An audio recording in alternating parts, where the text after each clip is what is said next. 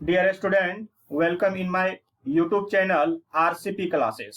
Okay मैंने previous video में ये चैप्टर मैंने स्टार्ट किया हूँ उपभोक्ता का व्यवहार और मांग। मैं ये चैप्टर स्टार्ट कर चुका हूँ और ये चैप्टर स्टार्ट करके मैंने ये टॉपिक जो है उपभोक्ता का व्यवहार ये कंप्लीट कर चुका हूँ। उपभोक्ता का व्यवहार मैं कंप्लीट कर चुका हूँ और जिन छात्रों ने या विद्यार्थी नहीं देखे हैं प्रीवियस वीडियो, सबसे पहले वो जाके प्रीवियस वीडियो देखिए। उपभोक्ता का व्यवहार बहुत ही इंपॉर्टेंट कंटेंट है फॉर एग्जामिनेशन के लिए, इसलिए सबसे पहले उपभोक्ता का व्यवहार का जितने सारे वीडियो है सारे वीडियो को देखिए, उसके बाद मांग में आइए। ठीक है, अब आज से मैं मांग पढ़ाऊंगा तो मांग के बारे में मैं स्टार्ट करूंगा। तो मांग के बारे में देखिए, ये सब मैंने कंप्लीट कर चुका हूँ, आप प्रीवियस वीडियो में जाके देख सकते हैं। और प्रीवियस वीडियो में देखने के बाद अगर आप मांग पढ़िएगा तो आपको और बेटर समझ में आएगा। ठीक है, तो ये है मांग विश्लेषण, ये चैप्टर है मांग का। तो मांग क्या होता है, क्वेश्चन में मतलब क्वेश्चन आएगा कि व्हाट इज डिमांड, यानी कि मांग क्या है, या मांग की परिभाषा दीजिए, मांग का अर्थ समझाइए। इस तरह का एग्जाम में क्वेश्चन आ सकता है। तो मांग क्या है, देखिए वस्तु की वो मात्रा जिससे उपभोक्ता, इसलिए मैंने कह रहा हूं कि उपभोक्ता व्यवहार आप पहले देख लीजिएगा वीडियो, क्योंकि उपभोक्ता वो व्यक्ति होती है जो वस्तु को खरीद कर खपत करता है। ठीक है, तो वस्तु की वो मात्रा जिसे उपभोक्ता किसी निश्चित कीमत एवं निश्चित समय पर, एक उपभोक्ता निश्चित कीमत पर और निश्चित समय पर, ठीक है, खरीदारी करने के लिए तैयार होते हैं या खरीदते हैं तो उसे मांग कहा जाता है। ठीक है, वस्तु की वो मात्रा जिसे उपभोक्ता किसी निश्चित कीमत एवं निश्चित समय पर खरीदता है या खरीदने के लिए तैयार होता है तो उसे मांग कहा जाता है। ठीक है, उसके बाद अगला क्वेश्चन है कि बाजार मांग क्या है। तो बाजार मांग का कीमत के एक निश्चित स्तर पर, कीमत का एक निश्चित स्तर होना चाहिए, प्राइस लेवल होना चाहिए कि मार्केट में ये प्राइस पर वस्तुएं मिल रही है। तो कीमत के एक निश्चित स्तर पर किसी भी बाजार में सभी उपभोक्ता, यहाँ पर क्या होगा कि टोटल बाजार मांग का मतलब बाजार में जितने सारे उपभोक्ता, अगर मान लीजिए धनबाद बाजार का बात करेंगे, रांची बाजार का बात करेंगे, तो रांची बाजार में जितने सारे उपभोक्ता है सभी उपभोक्ता द्वारा वस्तु की खरीदी गई मात्राओं का योग, जितने सारे व्यक्ति हैं सारे जो वस्तु खरीद रहा है उस मात्राओं का योग करेंगे तो बाजार मांग प्राप्त होगा। ठीक है, बाजार मांग का मतलब क्या होता है कि कीमत के एक निश्चित स्तर पर किसी बाजार में सभी उपभोक्ता द्वारा, बाजार के जितने सारे व्यक्ति है सभी उपभोक्ता द्वारा जितने सारे डिमांड कर रहा है सारे डिमांड को योग करना है, टोटल करना है, तो क्या प्राप्त होगी, बाजार मांग प्राप्त होगी। ठीक है, तो वस्तु के एक निश्चित स्तर पर किसी बाजार में सभी उपभोक्ता द्वारा वस्तु की खरीदी गई मात्राओं का योग करना है। क्या करना है, योग करना है, तो योग को बाजार मांग कहलाता है। ठीक है, चलिए अगला प्रश्न है कि मांग फलन। मांग फलन क्या है, तो यह किसी वस्तु की मांग फलन में क्या होता है कि किसी वस्तु की मांग और उससे प्रभावित करने वाले कारक या घटक दोनों के बीच में क्या होती है, एक दोनों के मध्य में फलनात्मक संबंध होती है, फलनात्मक रिलेशनशिप होती है, जिसे हम मांग फलन कहते हैं। किसी वस्तु की मांग तथा उसे प्रभावित करने वाले कारक के मध्य जो संबंध होती है उस संबंध को क्या कहते हैं, मांग फलन। तो इसमें दो चीज आना चाहिए, किसी वस्तु की मांग होना चाहिए और उसे प्रभावित करने वाले कारक होने चाहिए।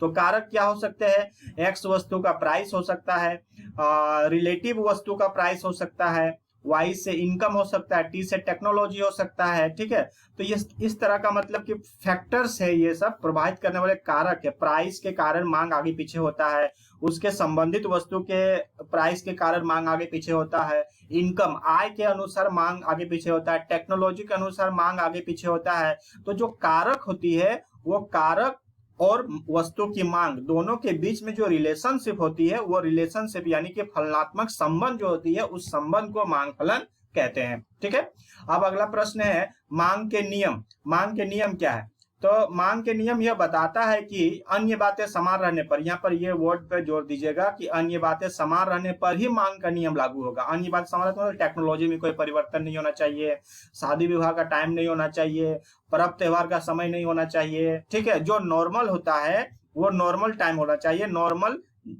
होना चाहिए। ठीक है, कोई स्पेशल ओकेजन नहीं होना चाहिए, या जैसे कि होता है ना कि पर्व त्योहार, शादी विवाह या टेक्नोलॉजी में परिवर्तन, तो उसमें फिर मांग का नियम लागू नहीं होगा। या क्राइसिस जो होता है ना, इकोनॉमिक क्राइसिस नहीं होना चाहिए, तो उस टाइम मांग का नियम लागू नहीं होगा। तो ये सब नॉर्मल होगा तभी मांग का नियम लागू होगा, ठीक है। तो मांग का नियम यह बताता है, इसलिए यहाँ लिखा हुआ अन्य बातें समान रहने पर, मतलब सारे मैटर समान है, कोई भी क्राइसिस नहीं है, पर्व त्योहार नहीं है, शादी विवाह का मौसम नहीं है, या कुछ ऐसा कोई घटना नहीं हुआ है और मांग का नियम लागू हो रहा है, ठीक है। इसलिए कहा जाता है अन्य बातें समान रहने पर। तो यह बताता है कि यदि अन्य बातें समान रहने पर या समान हो तो किसी वस्तु की कीमत में वृद्धि होने, अगर वस्तु की कीमत में वृद्धि होने से उसकी मांग मात्रा घटती है। क्या होती है? मांग की मात्रा घटती है। जब दाम बढ़ेगा तो उसका डिमांड क्या होगा? कम होगा। और उसी वस्तु की कीमत में कमी होने से और उसी वस्तु का अगर दाम अगर कम हो गया तो उसका डिमांड क्या होगा? मांग की मात्रा बढ़ती है। अर्थात कीमत तथा मांग में कौन सा संबंध होता है? ऋणात्मक संबंध होता है। क्यों ऋणात्मक क्यों है? क्योंकि एक बढ़ रहा है तो एक घट रहा है, एक वृद्धि तो एक कमी।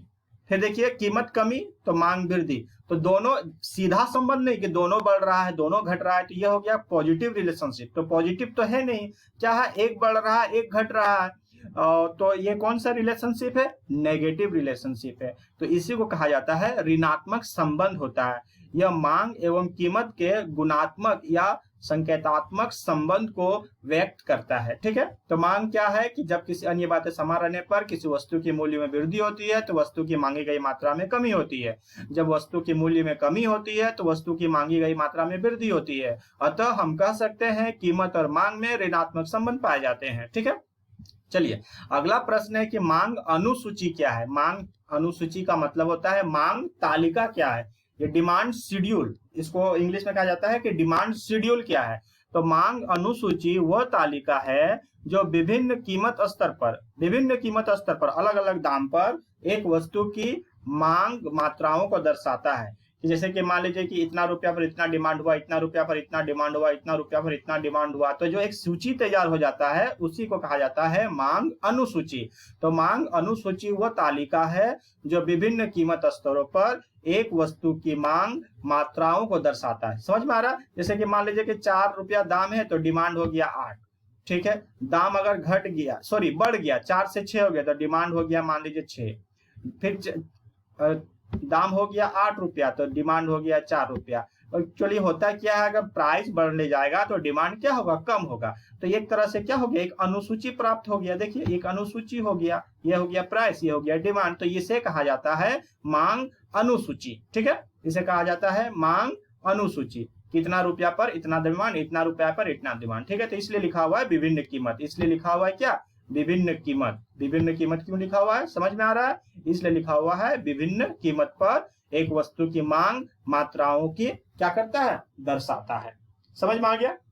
चलिए अगला प्रश्न है मांग के निर्धारक। देखिएगा मांग के निर्धारक, तो कीमत परिवर्तन के अतिरिक्त, यहाँ पर ध्यान दीजिएगा, अब अभी तो हम बात कर रहे थे कि इतना रुपया पर इतना डिमांड, इतना रुपया पर इतना डिमांड, जैसे जैसे प्राइस बढ़ रही थी डिमांड क्या हो रही थी? कम हो रही थी। तो यहाँ पर निर्धारक का मतलब होता है कि कीमत के अलावा, कीमत के अतिरिक्त अन्य कारणों में परिवर्तन, किसी दूसरे कारण से परिवर्तन हो रहा है डिमांड में, जिन्हें मांग को प्रभावित हो तो मांग के निर्धारक कहलाते हैं। मांग के निर्धारक का मतलब क्या हो गया? कि कीमत के अतिरिक्त, जैसे कि हो गया अगर आपको डॉक्टर सजेशन दिया कि आपको तबीयत खराब है आप रोटी खाइए ज्यादा, तो आपका आटा का डिमांड होगा, तो कीमत से कोई लेना देना नहीं है, कीमत कितना भी रहेगा आपको आटा लेना ही पड़ेगा, ठीक है। डॉक्टर ने कहा ना आपको एप्पल खाना है, अब एप्पल का कितना भी दाम रहे, ठीक है, तो आपको एप्पल लेना ही पड़ेगा। तो दाम को कोई लेना देना नहीं है, तो वो जो आपके जो डॉक्टर सलाह दिए, तो सलाह जो होती है वो एक घटक हो गया, एक निर्धारक हो गया। तो इसलिए लिखा हुआ है कि मांग के निर्धारक का मतलब होता है कीमत परिवर्तन के अतिरिक्त अन्य कारकों में परिवर्तन जिनसे मांग प्रभावित हो तो मांग के निर्धारक कहलाते हैं। अन्य कारक हो गया क्या? डॉक्टरों द्वारा सलाह देना, ठीक है। अन्य कारक क्या हो गया? डॉक्टरों द्वारा सलाह देना। अब यहाँ पर देखिए यह है मांग के निर्धारक तत्व।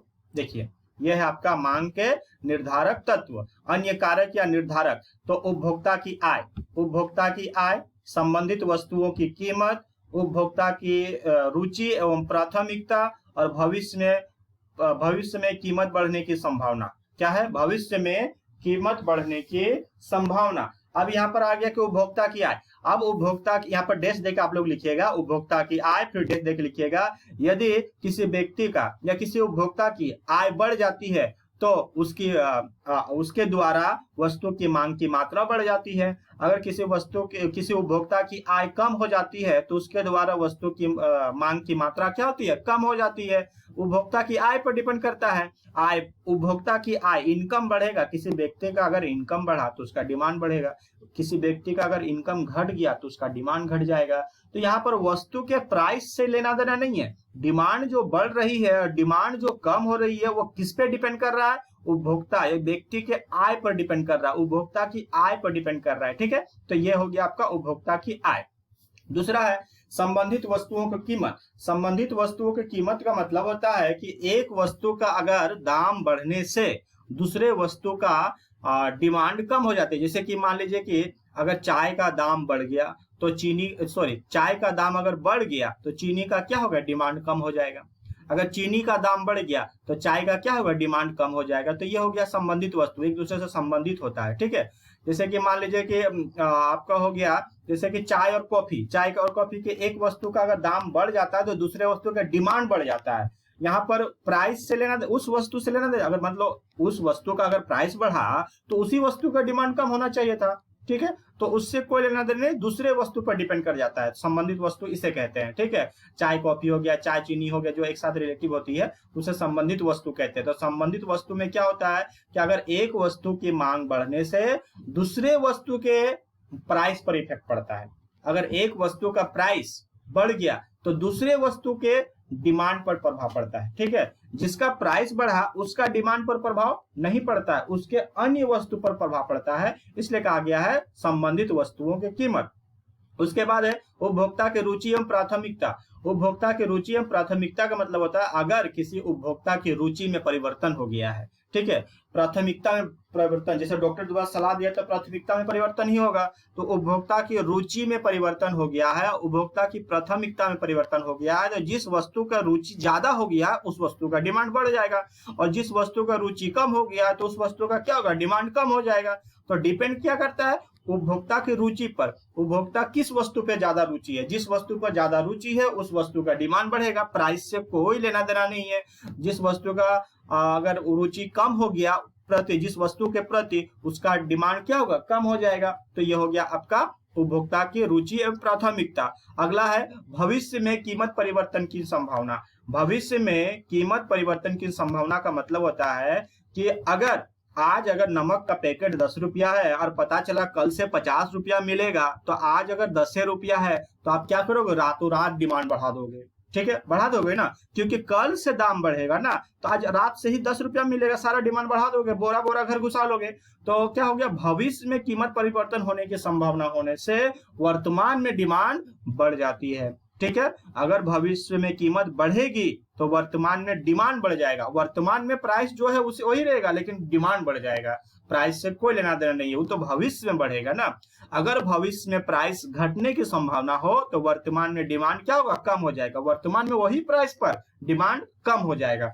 तो जैसे कि अगर भविष्य में कीमत बढ़ने की संभावना हो, जैसे कि मान लीजिए कि यहाँ नमक वाला केस हो गया कि मान लीजिए कल या परसों से पता चला, पेपर में न्यूज आया कि परसों से नमक का जो 10 रुपया वाला पैकेट है वो 50 रुपया में मिलेगा। तो आज या कल हम लोग क्या करेंगे, एक बोरा खरीद कर घुसा देंगे।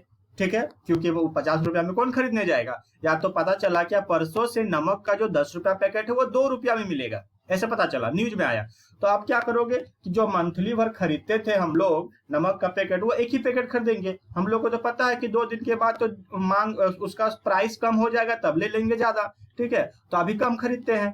तो क्या होता है कि भविष्य में अगर प्राइस आपका बढ़ा तो वर्तमान में डिमांड कम होगा, भविष्य में अगर प्राइस घटा तो वर्तमान में डिमांड आपका क्या होगा, बढ़ जाएगा। तो यह होता है आपका उपभोक्ता, जो अन्य कारक होते हैं या मांग के निर्धारक तत्व होते हैं। ठीक है, तो हम लोग क्या पढ़े आज, हम लोग पढ़े हैं मांग क्या है। सबसे पहले पढ़े मांग क्या है, फिर पढ़े बाजार मांग, फिर पढ़े मांग फलन, फिर मांग के नियम, उसके बाद मांग अनुसूची, मांग के निर्धारक और मांग के निर्धारक जो तत्व है ये तत्व पढ़ें। ठीक है, ये सब नोट डाउन कर लीजिएगा, कॉपी में अच्छा से शेयर कर लीजिएगा, क्योंकि सबको ऑनलाइन ही पढ़ना है, ऑनलाइन ही पढ़ के कॉपी को नोट्स बनाना है और एग्जाम का तैयारी करना है। लॉकडाउन में यही सुविधा है और कोई सुविधा नहीं है, इसलिए आप लोग सब कोई कॉपी में नोट डाउन कीजिएगा। ओके, धन्यवाद।